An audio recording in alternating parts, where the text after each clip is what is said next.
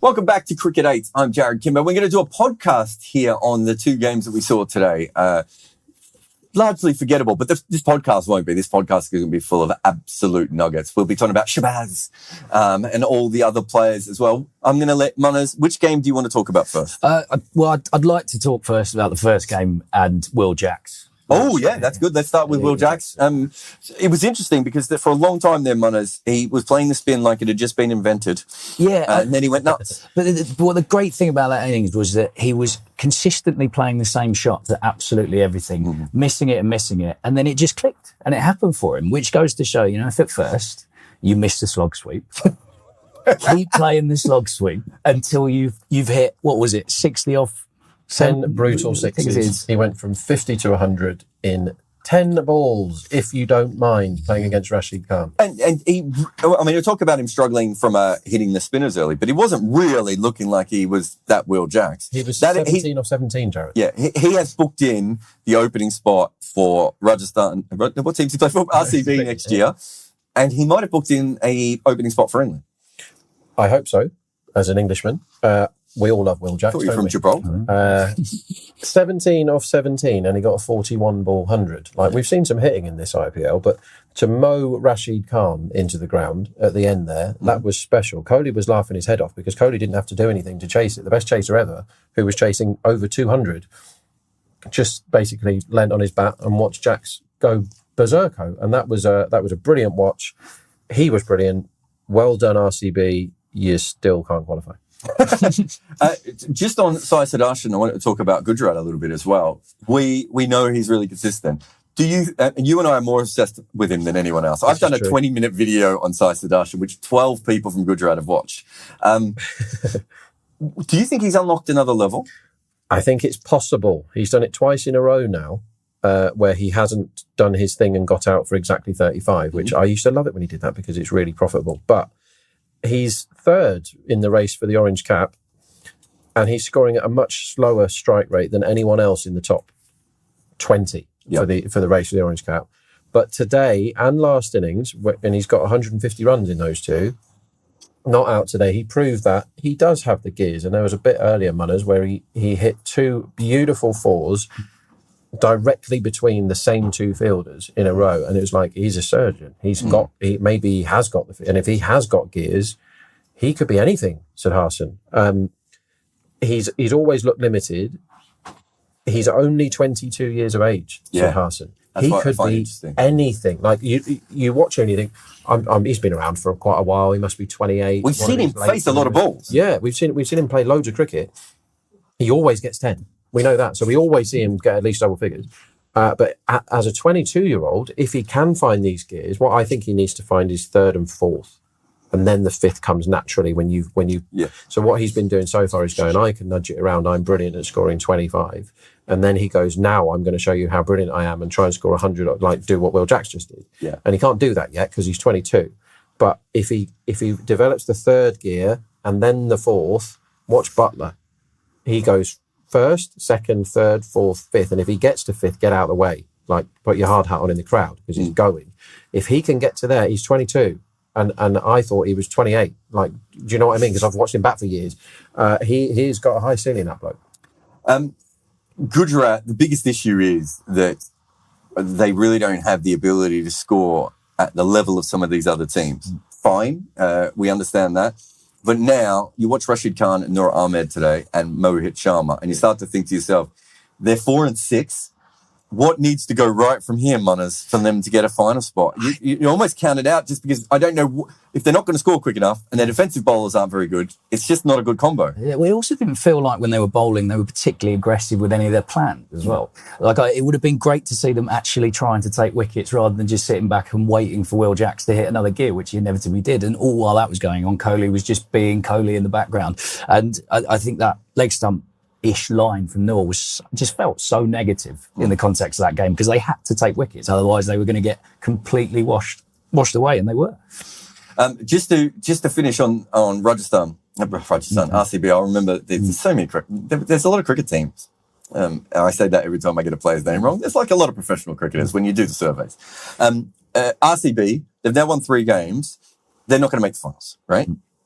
I think them, Delhi and Mumbai are incredibly dangerous teams because I think they all have batting that can really upset some of the teams who are going to make the finals. So we have 3 quite tasty spoiler teams at the bottom. Maybe you would say Punjab is the only team that will win some games, but they're not a spoiler team.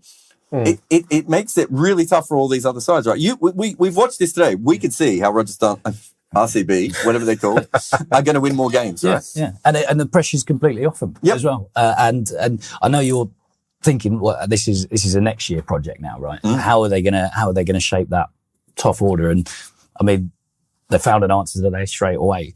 And is this the way out for Faf? I know you were saying that. Yeah, I think you can't start next season with Faf and Kohli again, surely. And I honestly think before today, that's what RCB's plan was. They're like, come on, let's do another year. And in 10 years' time, we'll still be watching Faf and Kohli opening for RCB. They'll still finish in the bottom half. And until Kohli goes, they will keep building their team in the same way. But today was just a flashing red light to the RCB think tanks, like, Will Jacks is your future. Get him opening the batting. If you have to move Faf to 3 for now and appease him and let him play because he's the captain, fine. But that guy should be opening. Yeah. He's really good. But he could have got out for 15 or 17 today, and we said that was disappointing from Will Jacks. He's had his chances. Do you know what I mean? And cricket is a fickle beast, and it shone on the fickle beast shone on Will Jacks today. So the fickle beast in this scenario has a big torch. Yeah. Okay, that makes perfect sense. You know that, right? For a minute, I wasn't sure what you meant, but then I thought about all those fickle beasts I've seen over the years. Let's move on to the other game. How big a thing is Gaikwad's thumb at this stage? I mean, it looked massive. It looked about 3 times bigger than a normal thumb. So he gets injured, I think, when he was batting, do we think? He did. Yeah. He called for the physio when he was batting. Then he was pretending to captain when MS Dhoni was definitely doing all the captaining in the second innings. And for some reason, that meant he definitely felt like normally, for example, Sudharsan, when you've batted all day in the blazing heat, you go and have a lie down. And Gaikwad should have gone and had a lie down because he had a poor thumb today. And he is absolutely crucial because they don't have Conway to their chances of doing anything in this tournament. Gaikwad they build everything. He's the rock on which they build the rest of the side, right? And for huge thumbs down, literally, for Chennai today, is that Gaikwad carried on fielding and got hit in the hand again, and it was shaking like mad. When I broke my thumb, it shook like mad. That doesn't look good for him. And Patharana, who is the rock on which they build the bowling, he also walked off and didn't bowl his last 2 overs. I don't know what's wrong with him, but he didn't bowl his last 2 overs. And Mustafiz is going home. And Mustafiz is definitely going home. So if Gaikwad has a broken thumb, Mustafiz goes home and Patharana misses 2 games. They are currently at 5 and 4. I don't know what their schedules are coming up. But they've got Punjab next too. So they should still be 7 and 4. But at worst case scenario, if they get to that and they're 6 and 5, hopefully then if Patharana comes back, things can change. But you look at the way they played today, Gaikwad batted really well. Mitchell made an innings. Dubé eventually came goodish, but they didn't kick on at the end. They actually are not really set up for how the IPL is currently played. They still might be the second best team in overall talent. But if they can't kick on and they lose Mustafiz and Patharana, they're going to be susceptible to the same thing that all other teams are susceptible to, which is you can't defend 260. Yeah, but also, I mean, I think you made a point earlier, which is at the back end of IPLs, you do tend to find that runs drop off a little bit. So that might play into their favour. And then Moeen can bowl more and they got Santner and that sort of stuff. So right? it gives them a chance there. But it did feel, and I don't know, it's just whether with the physios running on and all that sort of, that Dhoni hurt his finger, was shaking his hand at one point. It did feel like the wheels had come off despite what was a very good performance, really. Yeah. Which is quite impressive, to be honest, to make it look like it's a shambles when you've comfortably won a game of cricket. Yeah, the guys. It was a little bit like when the game goes on a little bit long and the club cricketers start going, I can probably head to the car now, guys. We can win this with 9. Rob, the Sunrisers. So my big thing is that if they had been batting the way they had been, but 4 guys were in form, I would have said they can roll this all the way through to the end of the year. Well, when they were batting that way and 6 or 7 guys were in form, my worry was that there was going to be something else that was happening here. Have we seen the end of the glory days of Sunrisers? I hope not, because it's really fun to watch them. But today it felt a bit like a busted flush, didn't it? It was like, we've got a plan. The plan is if all of us try and smoke it everywhere. 4 of them will come up and then we win, right? Yeah. And they've done that a lot this IPL, and it's been really fun to watch. But it broke down the other day, and today they actually played quite badly today. Like none of them did anything. Head got one away and got out. Abhishek got one away and got out. And Molpreet was a very good impact sub who got first baller, but Deshpande bowled a brilliant ball. Markram got one of the balls of the tournament today. Can't downgrade. He actually looked quite good, but he only got 32 off 26, and he looked quite good chasing 200. Yeah.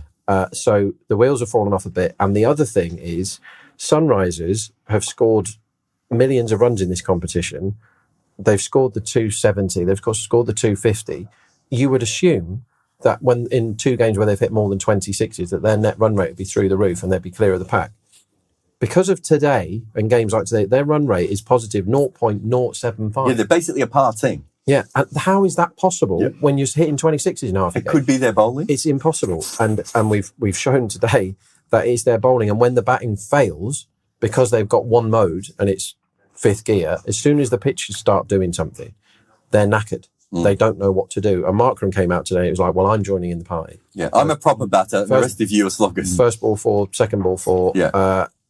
So they look like they do have a Nadcat, and any team with a Nadcat in can do stuff. They look like they've run their race in this IPL. Oh, Yeah. so they cannot win the title. Rob Barron has said it. They are It's a lock. They are another team, along with KKR, that can't win the IPL. I love them as well. Just to be sure here, you have like what happens in like American sports podcasts is they rule out a team a week, Okay. right? And you have decided to rule out the team that is currently 2nd and 4th, and you haven't ruled out an RCB. Maybe you haven't ruled out Mumbai or Punjab or anyone else. It's such a Rob Barron road move. I'm quite happy. The ficklest of the fickle beasts.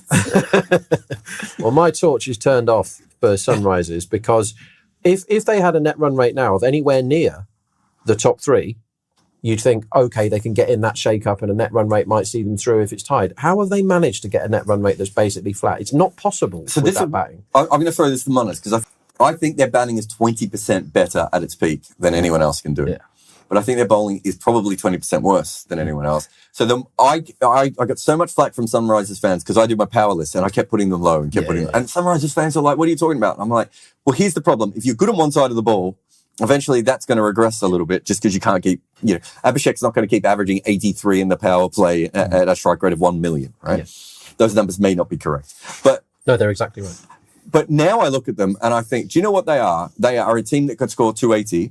They're a team that can probably allow 270, right? So they're a 50-50 team with some pretty sexy wins. They are not, when you look at it at the moment, a team that is going to go on a huge run again. Now, things can change. Those guys can get back in form. They've had their 2 bad games and maybe everything. But do you see what I mean by saying they're more of a 50-50 team? Absolutely. But I in opposition to that, they kind of feel like the party boys of the IPL, right? Oh, yeah, we all want them to succeed. Like, so if we're just riding that train and we're getting on board with them and we're saying, well, these guys can hit 280, then absolutely they've got a chance in this competition. They've got a chance against anyone. Yeah. And I know this will probably upset a lot of bowlers, but it is essentially 20 overs of throwdowns, T20 cricket, right? You go and have a whack and we'll have a whack, right? And it has been the case in the IPL this year as well. There's been a lot of flat decks. So why not? Why not the party boys of cricket go on another run? They even get their 2 bad games, get them out of the way, done. Here's my issue. They're 5 and 4. Their next 3 games are versus Rajasthan, right? They then have a game against Mumbai. So they might be 6 and 5 at that. And then their following game after that is against Lucknow. So they are in a position at that stage in the competition where they could be 50-50. And I'm not sure their batting is going to be confident enough to come back from that. The game after that is Gujarat. So I like their matchup against Gujarat, actually. So they might be slightly above par. But you look at them and it doesn't feel to me a sustainable model to win a tournament. Oh, I agree. But I'm not going to do a Rob and say they can't win it. Because if they come 4th and they make 273 games in a row, then they could win it. Yes. It's a huge if. I mean, to be honest, coming into this season, if I told you a team was capable of 3 scores of 250 plus, you'd have said that's a huge. I'd have said that's nonsense. And then, if you'd have said after they've done that and played 9 matches and they've conceded 3 runs less than they've scored in this IPL, which is exactly how is that a thing? How have they scored 250 loads of times and not got ahead net run rate? I don't understand how it's possible. So that's why I don't think they can win it, because they are a team that when the batting clicks, it's awesome. And I don't want them to stop doing what they're doing because it's really fun. I want Markram to go away and let Glenn Phillips have a go and add another whacker in there. Interesting. Okay. The buzzer's gone a bit rogue. But they're not going to win it, Jarrod. Sunrisers aren't going to win the IPL. Calcutta aren't going to win the IPL. And Mumbai aren't going to win the IPL. Okay, give me... So, as we sit here, you would say Rajasthan, favourite. Yep. Just keep their players Who's fit. second favourite? Everyone can come up with the favourite big fickle beast. What have you got for me? I think so. I think of you more as a tickle beast. If we can do that after the show. If those two very important men are fit for Chennai, and if their pitch deteriorates a bit, and let's not forget that the final and the second qualifier are at Chennai. Yep. If Chennai can start turning this into a fortress again, Chennai are second favourites. Them winning today was massive because they had a massive net run rate boost as well. So not only have they got themselves to 10 points along with 4 other teams, they're now plus 0.8 net run rate. That's really good. I still can't work out the maths of why Sunrisers is flat. I just don't know how you could score 250 all the time and be flat. So Chennai... Who would have thought a team with Unadkat as one of their main bowlers and Mark Candy would struggle? Yeah. See, that we go back to recruitment again, and we can't talk about recruitment too long here because we'll be here all night. But to answer your question, Chennai are the second favourites for me. I'll have a look what the market is while you ask me. I was about to say... Do you agree with those as the two favourites? Yeah, I definitely. But I just really, I've fallen in love a bit with Sunrisers. So you want them to I think that's what it is. If we take Sunrisers out, and where do you put Lucknow in all of this?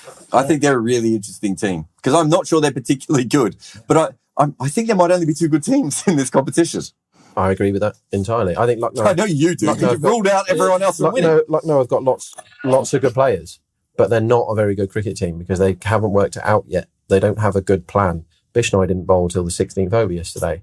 They don't have a number 3. And they go, Stein, can you do it? And he's out first ball. They go, Badoni?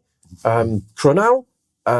Nicky P, what can you do today? Where do you want to bat? Like, they don't know. It's like club cricket where it's like whoever's got pads on just bats. Is that the sort of thing you can figure out at the back end of a competition, get it right, and go on a run? This is why Lucknow are a bit of a spanner in the works. I'm not going to say they can't win it because they can. They've got KL at the top and they've got Nicky P in the middle. Yeah. And Stein has shown what he can do.